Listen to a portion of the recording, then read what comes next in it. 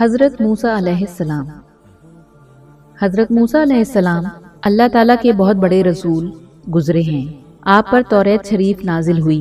ان کی قوم جنہیں اس وقت یہودی کہا جاتا ہے، انہی بنی اسرائیل کی ہدایت اور نجات کا کام آپ کے سپرد ہوا۔ قرآن پاک میں آپ کا بار بار ذکر آتا ہے، اس لیے اس قصے کو کھول کر بیان کرنا چاہیے۔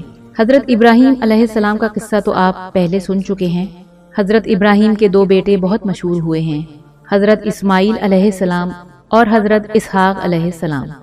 حضرت اسماعیل مکہ مکرمہ میں ٹھہرے، جہاں حضرت ابراہیم علیہ السلام ان کی والدہ کے ساتھ چھوڑ آئے تھے، جہاں ان کی اولاد خوب پھولی پھلی۔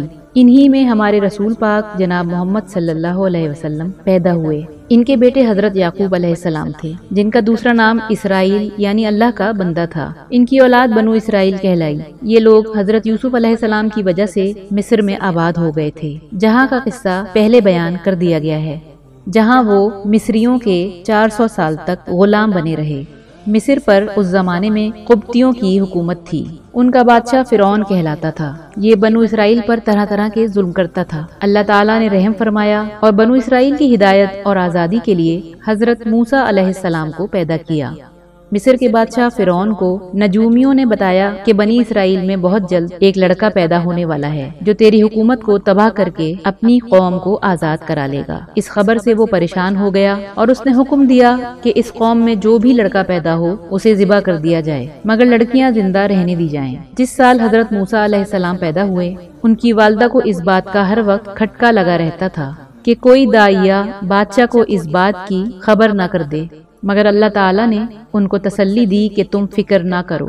جب بھید کھلنے کا خطرہ زیادہ ہو گیا تو انہوں نے اللہ کے حکم سے انہیں ایک صندوق میں بند کر کے دریا میں ڈال دیا۔ دریا کے دوسری طرف فرعون کے گھر والے تھے۔ انہوں نے صندوق کو جو بہتے دیکھا تو اٹھا کر گھر لے گئے۔ انہیں خبر نہ تھی کہ آگے چل یہی لڑکا ان کے رنج کا سبب ہوگا۔ فرعون کی بیوی نے کہا، اسے قتل نہ کرو، یہ ہم سب کی آنکھوں کی ٹھنڈک ہے اور ہمارے کام آئے گا، اور اسے اپنا بیٹا بنا لیں گے۔ اب اس کے دودھ پلانے کی فکر ہوئی تو وہ کسی عورت کا دودھ نہیں پیتے تھے۔ ان کی بہن جو اس صندوق کے پیچھے لگی ہوئی تھی، یہ سب کچھ دیکھ رہی تھی۔ انہوں نے کہا کہ میں ایک انا کا پتہ دیتی ہوں جو اس کو پال لے گی اور اچھی طرح دیکھ بھال کر لے گی، اور انہوں نے حضرت موسیٰ علیہ السلام کی ماں کا پتہ بتایا۔ اس طرح حضرت موسیٰ علیہ السلام اپنی قوم کے دشمن فرعون کے گھر میں پرورش کرتے رہے، یہاں تک کہ جوان ہو گئے۔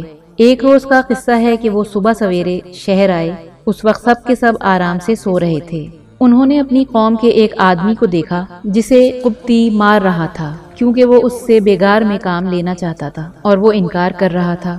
حضرت موسیٰ علیہ السلام سے اپنی قوم کی ذلت برداشت نہ ہو سکی اور اس کی مدد کے لیے مجبور ہو گئے۔ انہوں نے اس کے گھونسا مارا کہ اس کی جان نکل گئی۔ بنی اسرائیل کے ایک شخص نے ہماری قوم کے آدمی کو مار ڈالا، چنانچہ حکم دیا گیا کہ قتل کرنے والے کو مار دیا جائے، مگر حضرت موسیٰ علیہ السلام کو وقت پر خبر مل گئی اور وہ مدین چلے گئے، جو حضرت شعیب علیہ السلام کا شہر تھا۔